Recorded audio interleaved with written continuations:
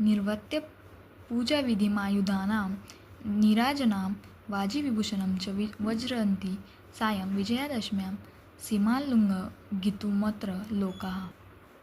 अन्वय अत्र लोकाः पूजाविधिमायुधां नीराजनां वाजिविभूषणं च निर्वत्य विजयादशम्यां सायं सीमानं उल्लंघितुं वज्रन्ति। याचा अर्थ होतो, येथील लोक पूजाविधी, शस्त्रास्त्रे व घोड्यांच्या विभूषणांना ओवाळून परत फिरून विजयादशमी सायंकाळी सीमा उल्लंघनासाठी जातात। येथे लोक शस्त्रांची निरांजनाने पूजा करून घोड्यांना दागिन्यांनी सिद्ध करून विजयादशमीच्या दिवशी सायंकाळी सीमा उल्लंघनात जातात। दसरा सणाला लोक सायंकाळी सीमा उल्लंघनात जातात। वर्षा ऋतूमध्ये लढाया थांबलेल्या असतात व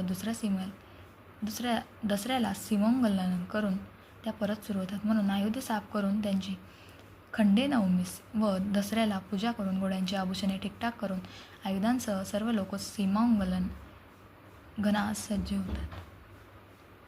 वृषोत्सव श्रावण मासी यत्र कोजागिरी शारद पौर्णिमायां सम्पद्यमानस्त्रिपुरस्य दाहो विशिष्यते कार्तिकपौर्णिमास्याम्।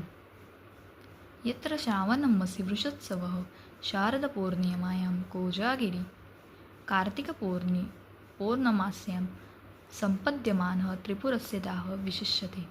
येथे श्रावण महिन्यात बैलपोळा, शारदेतील पौर्णिमेला कोजागिरी आणि कार्तिक पौर्णिमाला त्रिपुरासुराचा दहन प्रामुख्याने होतो।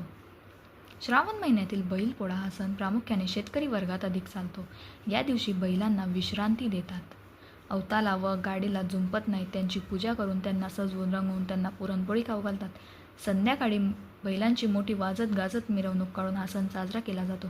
अश्विन व कार्तिक या 2 महिन्यात शरद ऋतू असतो, त्यावेळी कोजागिरी सण साजरा करतात। यावेळी चंद्र पूर्ण स्थितीत असतो। चंद्राची पूजा करतात, घरातल्या मोठ्या मुलाला ओवाळतात, त्याला कपडे व अटीव दूध सर्व नातेवाईकांना बोलावून त्यांना पिण्यास देतात। कार्तिक पौर्णिमेला त्रिपुरासुराचे दहन करतात, त्याचा बेगडी पुतळा करून त्याला जाळतात।